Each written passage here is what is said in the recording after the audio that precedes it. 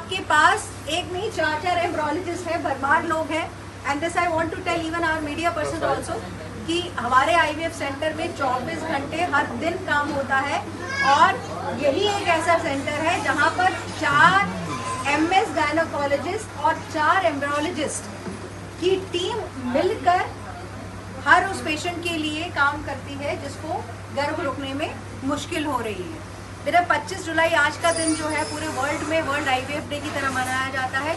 सबसे पहली बच्ची आज ही के दिन हुई थी एंड दैट वाज इन 1978। 1978 से लेके देख लीजिए आज 2024 हो गया है। उस समय की जो प्रक्रिया थी वो बहुत ही जिसको कहते हैं प्रिमिटिव, या जैसे धीरे धीरे विकास होता है, चीज़ों का विकास हुआ है। और आज 2024 तक में आके इसकी टेक्नोलॉजी और टेक्निक्स के अंदर इतनी सारी एडवांसमेंट आ गई है कि अब अधिकतर बहुत तरह की बीमारियां भी हम इसके थ्रू पता लगा सकते हैं और एक सही स्वस्थ शिशु को गर्भ में प्रत्यारोपित किया जा सकता है। दूसरी चीज मैं एक आज सबके सामने कहना चाहती हूँ, जिससे कि मैं चाहती हूँ कि ये जो एक हर एक के अंदर एक मिथ्या है, एक डर है कि आप इस चीज को छुपाना चाहते हैं कि भाई आपकी प्रेगनेंसी IVF के द्वारा रुकी है। मुझे नहीं, क्यों कोई क्यों छुपाना चाहता है? क्योंकि उनके दिमाग में ये डाल दिया गया है कि ये नेचुरल नहीं है। तो मैं आज ये आप सबकी इस सोच का खंडन करना चाहती हूँ। IVF एक नेचुरल प्रक्रिया की तरह है, इसीलिए इसको असिस्टेड रिप्रोडक्टिव टेक्नोलॉजी कहा जाता है। इसमें सिर्फ और सिर्फ जो होता है भ्रूण जो कि आपके ट्यूब में बनता है, उस भ्रूण को, उसी भ्रूण को, वही अंडा वही बीज लेके उसी भ्रूण को सिर्फ 5 दिन के लिए हम एक लैब में उसको विकसित करते हैं। उसमें भी उसके अंदर कुछ नहीं किया जाता है।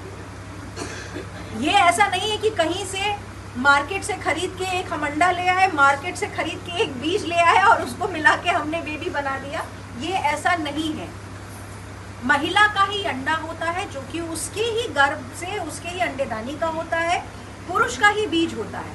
बस उनको मिलाने के लिए जो जगह होती है, जैसे कि आप एक कंपनी में गई हैं, आपके पास कोको है, आपके पास दूध है, लेकिन चॉकलेट आप कैसे बनाएंगे? ऐसे पकड़ के तो नहीं बना सकती है। उसके लिए कंपनी के अंदर उसको मिक्स किया जाता है। तो सिर्फ उतना सा 5 दिन की प्रक्रिया का काम जो है शरीर के बाहर होता है, और जो शिशु है या भ्रूण है पूरी तरह से 9 महीने आपके कोख में ही पलता है। तो क्या ये नेचुरल है कि नहीं, ये मुझे बताइए। तो आज मैं सबको ये संदेश देना चाहती हूँ, इवन मेरे जितने भी मीडिया भाई लोग हैं उनको भी मैं ये बताना चाहती हूँ, IVF एक नेचुरल प्रक्रिया है। इसको आपको किसी से छुपाने की जरूरत नहीं है। और सबसे बड़ी चीज, मैं एक किस्सा बताती हूँ। मेरे यहाँ एक महिला आई थी, अभी एक महिला हमारे यहाँ है, डॉक्टर आभा। वो कौन सी है जिसको कितनी सारी जेनेटिक बीमारियां हैं जिसका हम लोग IVF कर रहे हैं? वी हैव वन फीमेल जिसकी 8 एबॉर्शंस हो चुके हैं। उसने अपने जेनेटिक टेस्ट कराए हैं, तो मैं आपको ये नहीं बता सकती हूँ कि उसमें कितने सारे बच्चे को जेनेटिक डिसऑर्डर्स निकले हैं। एंजाइम के डिसऑर्डर, जेनेटिक डिसऑर्डर्स उसको निकले हैं। उसके लिए IVF की प्रक्रिया कितनी सही है? वो इसलिए भी सही है कि उसका जो भी एम्ब्रियो बनेगा, उस एम्ब्रियो के ऊपर उन सारी जो भी उसकी जेनेटिक बीमारियां हैं, उसको बच्चे अपने आप भी रुक रहे हैं। आपको एक चीज़ और मैं बताना चाहती हूँ, ये ज़रूरी नहीं है कि IVF सिर्फ उन लोगों का हो जिनको बच्चे नहीं रुक रहे हैं। IVF कभी कभार ऐसा भी करना पड़ जाता है कि माता और पिता को कुछ इस तरह की बीमारी है कि जब उनका एम्ब्रियो बनता है तो वो बीमारी बच्चे में चली जाती है। तो उस एम्ब्रियो में वो बीमारी है कि नहीं है, वो भी हम चीज़ों को पता लगा सकते हैं और सही एम्ब्रियो को हम माँ के अंदर डाल सकते हैं। So I want to say to everyone, IVF is a process कि जिसके लिए आपको क्या है ये हम एक खुशी मनाते हैं। हम ये खुशी मनाते हैं कि आज से कई साल पहले, I mean lot of decades पहले, 1970s एक्चुअली जो IVF के लिए जो भी काम चल रहा था वो बहुत सालों से चल रहा था। इन 1978 हमको पहली सफलता मिली उस काम की। तो उसके बाद धीरे धीरे उसमें एडवांसमेंट होती है और हर साल हम इस चीज़ को सेलिब्रेट करते हैं। Just because of all this technologies हम बहुत से ऐसे काम कर पा रहे हैं, बहुत सी ऐसी चीज़ें कर पा रहे हैं जो मरीजों को लगता था कि असंभव है और उनके लिए डोर क्लोज हो गया है। सो जिन महिलाओं को या जिन कपल को गर्भ धारण करने में मुश्किल हो रही है, जिनको कोई जेनेटिक प्रॉब्लम है, जिनको कोई इस तरह की बीमारी हो गई है, रोग हो गया, नर्व इंजरी हो गई है कि जो है वो अपना काम नहीं देख सकते हैं, कर सकते हैं, उन सभी के लिए जो है हम IVF से उनको संतान प्राप्त। अभी तक कितने लोगों को इसका लाभ मिल चुका है आपके? गिनती तो बहुत अच्छे, मतलब कैलकुलेटिव तो नहीं बता सकती मैं आपको, लेकिन अप्रॉक्सीमेटली 3000 से ऊपर ऐसे कपल्स हैं जिनका हमने इतने सालों में IVF किया है। मैम, उनको ये कैसे तय करते हैं कि आप किसी महिला को अब IVF की ज़रूरत है? उनके कई कारण होते हैं। अगर बंद ट्यूब है किसी भी महिला की, ये सबसे बड़ा कारण है। पहली बार IVF इसी कारण से हुआ था कि महिला की दोनों ट्यूब्स बंद थी।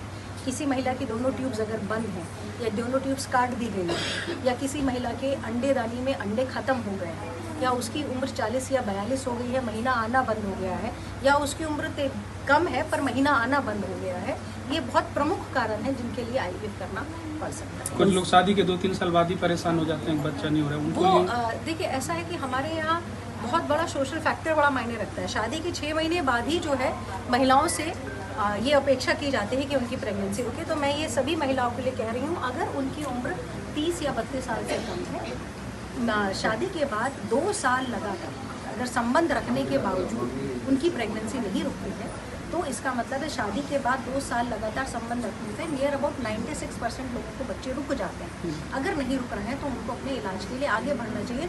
तो इलाज का मतलब ये नहीं है कि उनका सीधे IVF की ही ज़रूरत होगी।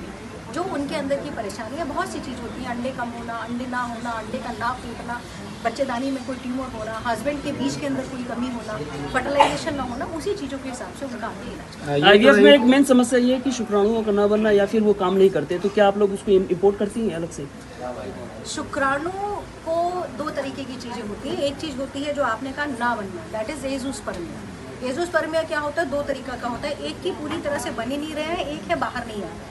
अगर बाहर नहीं आ रहा है तो ऐसे मरीजों में, ऐसे पुरुषों में उनके पोते से, उनके स्क्रोटम से ही हम बीज निकाल सकते हैं और उन्हीं के बीज का उनको बच्चा दिया जा सकता है। दूसरी चीज़ होती है बीज बन ही नहीं रहे, किसी कारण से टेस्टिस में घाव आया है, कोई चोट आई है, कुछ ऐसा हुआ है कि उसमें बीज बनना बंद हो गए हैं, जहाँ कुछ नहीं बन रहा है, तब ऐसे में डोनर स्पर्म लिया जाता है। डोनर स्पर्म ART बैंक से ऑलरेडी रजिस्टर्ड लोगों का होता है, जिनकी कुछ प्री रिक्विजिट प्रोटोकॉल्स होते हैं, वो लेके उनको रखा जाता है और उसको यूज़ किया जाता है। Thank you.